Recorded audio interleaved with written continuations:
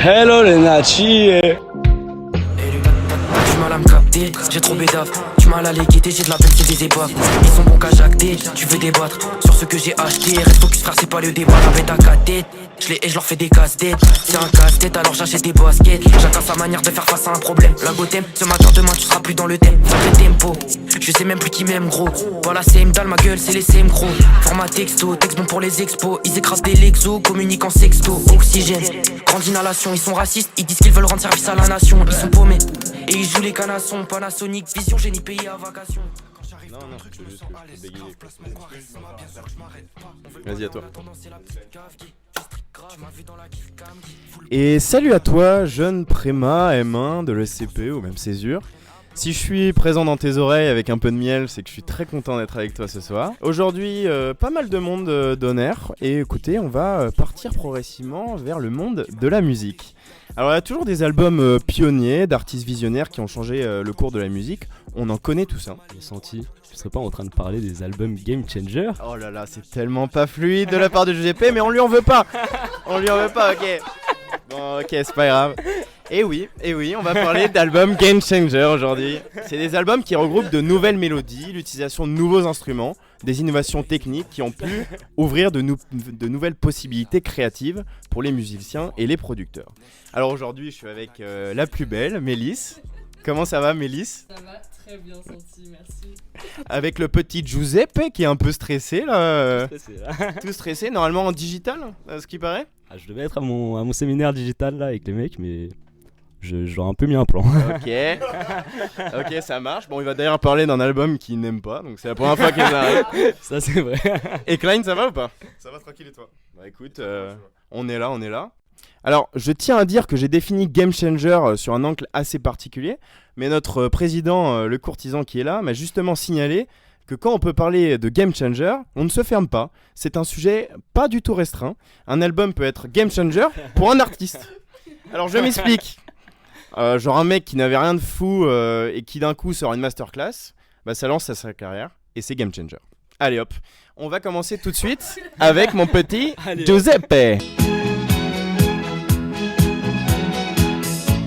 Alors moi je vais vous parler d'un artiste qui je trouve est le plus grand rappeur français actuellement, qui a sorti une masterclass pour moi cette année, et je parle évidemment du rappeur Naps qui a sorti la Maxence cette année, album classique. Quand je vais bétonner pour qu'on soit au max de la Maxence, la chemise ça s'en soit, un road trip loin de la France. Ok, du coup plus sérieusement je vais vous parler d'un de mes artistes préférés. Ah, c'était une blague. C'était une petite privée de joke. Okay. Un de mes artistes préférés qu'on a vu en concert récemment avec Santi au Stade de France. Ouais. Je parle évidemment de Booba, un des plus grands rappeurs français, si ce n'est le plus grand. B2O Easy. B2O BA. et du coup je vais vous parler d'un album assez controversé qui est loin d'être mon préféré. Parce que comme l'a dit Santi, c'est un album que j'aime pas trop. C'est un album que je trouve pionnier dans sa carrière, parce qu'il a changé d'une part sa carrière, mais aussi le cours du rap français. Et cet album, c'est l'album 09 de Booba. Lâche-moi ton phone, je n'ai pas le temps de parler. Qu'est-ce qu'elle est bonne, j'ai ma suite au Hilton, chez Paris. Pourvu qu'elle vienne, peu importe qu'il me haïsse, pourvu qu'elle m'aime. Pour remettre un peu dans le contexte, 09 sort le 24 novembre 2008. C'est à une période où il y a une rivalité, limite le début du clash un peu avec Rof. Et même pour l'anecdote, Booba voulait sortir 09 le même jour où Rof sortait son album. J'ai plus le nom de l'album de Rof, mais c'est un de ses plus gros albums de sa carrière. Et l'équipe de Rof n'a pas voulu que ça se produise, du coup ils ont décalé la sortie. Et au final, ça a été un album, celui de Booba en tout cas a beaucoup moins vendu que celui de Rof. Ça a été assez un flop. Il a été 3 fois moins vendu que ses albums précédents. Je crois que c'est Westside, le président de Booba. Et donc c'est un album qui a quand même un peu floppé. Et par exemple les Ratpi, les vrais fans de Booba étaient assez déçus parce que Booba kickait moins, il était plus justement sous autotune. Et c'est justement de l'autotune dont je vais parler, parce que pour moi en fait c'est l'album qui a changé le cours du rap français, parce que c'est cet album qui a apporté l'autotune dans le rap français. Donc cet album justement il a été assez mal accueilli, comme pour moi tout album qui se veut un peu game changer. C'est un album qui va forcément un peu flopper je pense au départ. Je suis pas d'accord moi. Ouais. Bah moi je trouve que comme c'est un truc vraiment nouveau, c'est un truc qui fait pas l'unanimité. Forcément ça dépend quoi, écoute toi pourquoi pas, mais bah, moi tu vois je pensais par exemple à l'album Dans ma paranoïa de Jul. Genre Jul tu vois, époque 2015-2014, tout le monde se foutait de sa gueule. Et énorme album game changer. Et Jul maintenant, Ouais, par gros, exemple, regarde, les gens ils disent aussi les gens ils disent aussi Hors Noir de Caris c'est un album game changer alors que il a plu à tout le monde en vrai. ouais, Donc, ouais. Non, en vrai, c'est vrai. En vrai, il y a tout. Franchement tout dépend de ce à quoi les gens Ouais. Je pense que moi, si ça Et introduit un truc qui est vraiment différent, à savoir l'autotune, personne s'y attendait et c'est très bizarre et puis c'est moins bien employé au début parce que c'est une nouvelle technologie donc on a un peu de mal. Donc forcément, c'est moins, moins bien vu par rapport au public, tu vois. Ouais, bien Et après, vu que c'est mieux, c'est perfectionné, ça Ouais, claque. ça c'est un peu expérimental au départ et du coup c'est pas hyper bien vu. Et donc cet album pour moi c'est un vrai game changer pour l'autotune parce qu'à l'époque les rappeurs faisaient pas de refrain mélodieux ou quand ils en faisaient ils appelaient des chanteuses de R&B pour faire ça. Et en fait depuis ce moment-là les rappeurs se sont mis à faire les refrains eux-mêmes même sans vraiment savoir chanter. Booba il sait pas particulièrement bien chanter, même des Nino, des Jul et tout, ils ont pas une voix de malade. Et maintenant ils sont capables de faire des sons avec des refrains autotunés, voire tout le son autotuné. Comme par exemple PNL c'est full autotune. Et c'est ce qui a fait leur succès. Et pour illustrer du coup cet album, je vais vous présenter un extrait, c'est Salade Tomate Oignon de l'album 09. Tu sais pas qui je suis, Google-moi. Tu veux prendre des risques, tu veux faire du cash, faire dans l'illicite, avoir de grosses liasses. Mais pour faire des millions, c'est de plus en plus dur. Salade tomate oignon à vie, c'est de plus en plus sûr. Tu veux prendre des risques, tu veux faire du cash. Et voilà, du coup, tu mets quoi dans on peut ton lancer break dessus. Tu mets Moi quoi je dans mei ton- salade tomate, Biggie barbecue. Ah, t'es chaud. Et toi, le Santi ref. Tu mets de la tomate. Non, moi je prends pas de grec, tu sais, au yachting. Ah Ouais, d'ailleurs, les petits prémas, si vous écoutez, vous passez par là. L'année prochaine, il y a un bateau en air qui vous attend si vous venez dans l'association. Et puis sinon, il y a 3-4 bateaux pour vous. Donc. Du coup, pour finir sur Booba, moi je trouve que d'une part c'est un album game changer pour le rap. Et Booba l'a dit plein de fois en interview que même lui il trouve que son album a vraiment changé le cours du rap. Et en plus, c'est un game changer pour sa carrière. Parce que par exemple, par rapport à des artistes comme Rof ou La Fouine qui perçaient à ce moment-là, Rof et La Fouine maintenant ils sont éteints, plus personne les écoute, ils n'ont pas réussi à durer dans le temps. Alors que Booba justement, à force de se rénover comme ça, à force d'implanter l'autotune en France, de trouver de nouvelles sonorités, etc. Bah, aujourd'hui, il est toujours ultra présent, il vend de malade, il est rempli de stades de France maintenant, donc c'est peut-être le plus grand rappeur français. Et parce que justement, il a su s'adapter aux nouvelles sonorités et d'une part implanter l'autotune en France. Top 3 son Booba là, vas-y. Mon top 1 c'est Raijin. Raijin, mon son préféré qu'il a pas fait au concert, je l'ai deg. Top 2, peut-être 9 de Yveron en Oh vrai. là là. Bon, Et- ok, vas-y. Peut-être 3, peut-être 4G, un truc comme ça. Ok. Il y a moyen.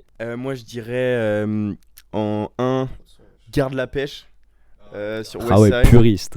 En 2, un son qu'il a fait au concert Ma Destinée avec Ah ouais, la avec chanteuse. Ina Samet. Ouais, c'est le Avec son Ina qui l'a Samet. fait connaître, très sympa. Et un plus 3ème, un peu plus récent, voilà, Bok. Voilà. J'ai pensé aussi. Ok, on va enchaîner. Merci Giuseppe. Écoutez, Giuseppe qui Merci était à un peu vous. stressé, il s'en est plutôt bien sorti. C'est carré. Bon, moi j'aimerais bien entendre parler la petite Mélisse maintenant. Mais mon Dieu que c'est doux, voilà je mène à bout.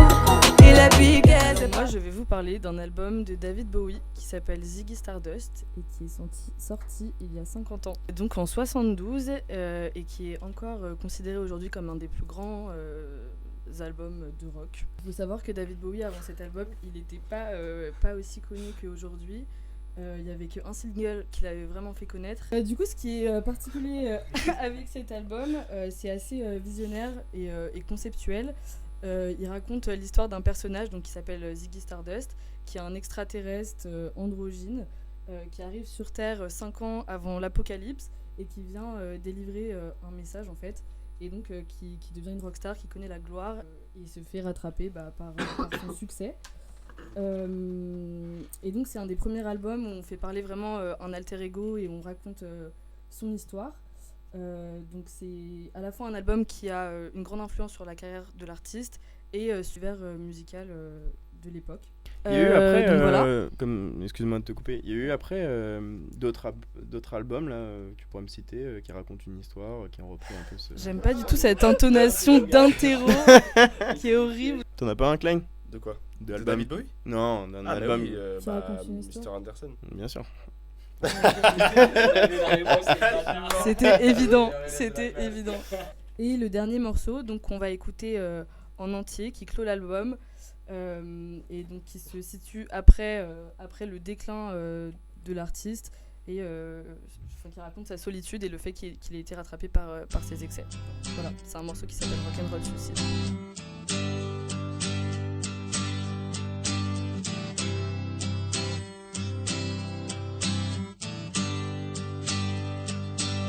Time takes a cigarette, puts it in your mouth. You pull on your finger, then another finger, then a cigarette. The water wall is calling, it lingers, then you forget. Oh, oh, oh, oh, you're a rock and roll suicide. Voilà, donc cet album il a un impact culturel aussi très important et il inaugure une nouvelle approche du rock qui sort de ce qu'on appelle le rock progressif, qui était un truc beaucoup plus complexe, et là on retrouve des morceaux plus courts, plus simples et qui se dansent, et on rajoute une dimension esthétique hyper importante avec des artifices, du théâtre, et donc en fait eux quand ils jouaient ce morceau en concert, justement il y avait aussi du théâtre et tout un spectacle. Donc il finit par faire mourir son personnage en concert en disant que c'est la dernière fois qu'il jouera cet album, et après du coup il ne joue plus jamais. Incroyable. Donc David Bowie, il a quand même... Il a game changé là, le petit David là.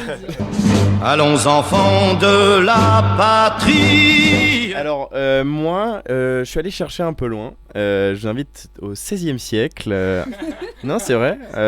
Alors donc c'est un musicien autrichien, Edmund Brixebu, qui a totalement changé la musique classique puisqu'il a utilisé le clavecin.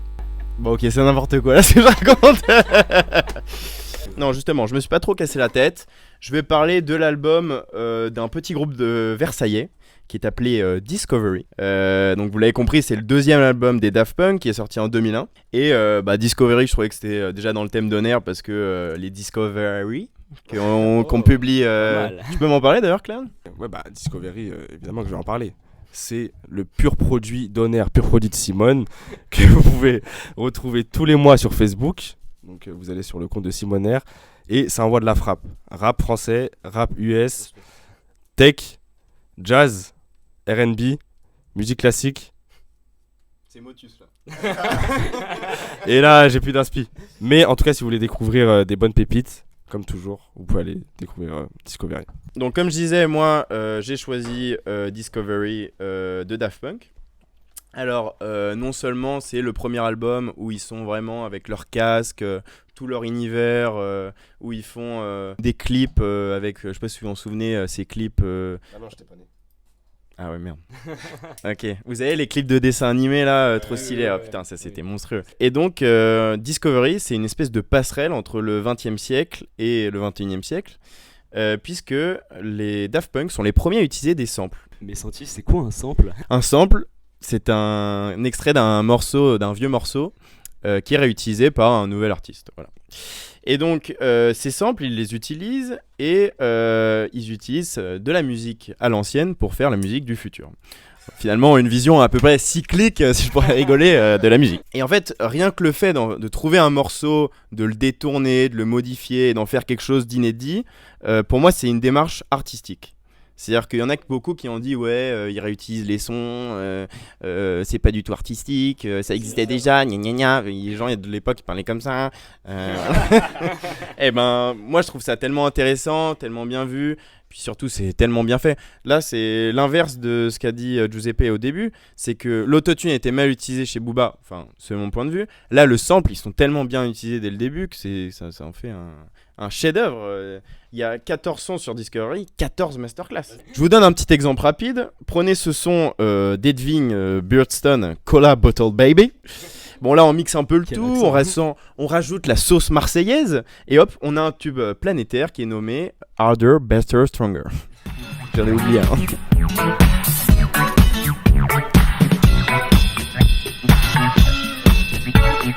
Work it, make it, do it, makes us Bon, et pour la petite histoire, juste, je vais parler de mon son préféré. Donc, je vais parler d'Harder, Bester, Stronger, Faster, à l'envers, vous avez compris, etc. Mais moi, j'ai envie de parler de Very Disco, qui est mon son préféré de cet album, puisque les DJ ont repris Seron, qui est un Français, qui était le maître du disco de l'époque. Je sais pas si vous connaissez Supernature, Supernature, tu vois. Bref, et là, donc, je m'éparpille, mais bref, cette figure du disco, elle a été un peu ressuscitée grâce au Daft Punk, et le mec est trop content parce qu'il continue de se faire streamer, puisque les gens réécoutent les samples.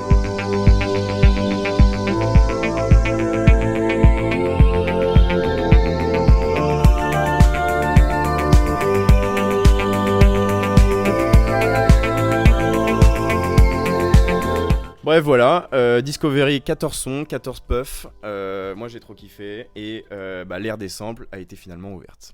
Petite question pour Santi, c'est quoi le meilleur moment pour écouter cet album ? Je dirais que c'est déjà vers 11h15 du soir, PM, et il faut se situer dans le mois d'octobre. Laisse-moi être celui qui partage ta vie. Non, passons à moi. Donc, qui vais vous parler d'un album très très récent, le plus récent d'entre nous, parce qu'il date de 2022. Drake, il a fait un petit album surprise. Il nous a envoyé un petit album juin-juillet 2022 que personnellement j'ai kiffé et que j'ai trouvé direct game changer. Et je pense que, je sais pas si vous le kiffez aussi l'album, mais en tout cas, genre dès que je l'ai écouté, je me suis dit putain, il a tenté un bête de truc et j'étais en attente d'un truc comme ça justement. Parce que Drake, juste avant, il avait fait Certified Lover Boy. Et c'était un peu décevant, tout le monde le trouvait un peu décevant parce que c'était un peu des musiques un peu génériques. Il s'était pas renouvelé quoi. Voilà, il s'était pas renouvelé. Tu m'avais dit en plus que tu kiffais l'album avec des meufs. Tu fais Loverboy, à part 2-3 sons qui étaient bons, cool, mais qui sortaient pas non plus de l'ordinaire. Voilà, ça avait déçu et donc lui il s'est dit bon vas-y, je vais marquer un coup. Et il a sorti Honestly Nevermind, donc qui est un album de house rap, c'est-à-dire que il a j'ai grave kiffé. Moi j'adore aussi. Et j'attendais un truc comme ça et donc il l'a sorti et j'ai décidé d'en parler aujourd'hui parce que pour moi cet album va ouvrir la voie à d'autres albums du genre, c'est-à-dire des gens qui se revendiquent rappeurs mais qui vont finalement commencer à poser sur des instrus un peu house, un peu électro comme lui il a pu le faire. Hey, homie hanging on my neck. The bracelet match is a set. My brother name is Ting the Dollar. Stop all that back and forth over the net. My mama wish I would've went corporate. She wish I would've went exec. I still turn to a CEO, so the lifestyle she respect. Et en fait, quand je dis que j'attendais ça, c'est parce que ça se faisait déjà un peu. Même en France, il y a des artistes qui sont un peu pionniers dans ce truc-là. Sans Forêt, par exemple. Ouais, non, mais en vrai, ouais. En vrai, ouais. Mais moi, je pensais plus à ceux qui commençaient à poser sur de la Jersey et tout, là. Ouais, tout ce qui est. Ouais, déjà. Les Kershak et tout. C'est des instrus qui sortent vraiment de l'ordinaire. Et voilà, il y a des Kershak. Bref, tout cela, ils étaient en train de participer à l'émergence d'un nouveau style. Et Drake, comme c'est un artiste confirmé, c'est pour ça que ça va ouvrir la voie, en fait. Parce que c'est un artiste qui a tout prouvé dans les streams, dans tout ce que vous voulez. Et enfin, là, il ose faire une prise de risque. Et donc, qui permettra à des artistes un peu plus rookies qui n'oseraient pas normalement, il permettra de prendre des risques pour eux. Justement, parfois il y a des albums game changer qui sont un peu le game change il est un peu fortuit, on va dire, alors que c'est pas mal. alors que là ça se voyait vraiment qu'il voulait faire un truc qui change le game parce que il l'a fait en mode surprise. Il est parti voir des beatmakers qui étaient vraiment spécialisés dans la house. Il n'a pas cherché des gens qui souhaitaient se reconvertir ou qui voulaient tester des nouveaux trucs. Il a vraiment cherché des gens confirmés. Et donc voilà, il a vraiment travaillé à ce que cet album soit une bombe dans le rap. Baby, I think it might be too late, we're too far gone. Chemistry's frozen. We feel disconnected and exposed.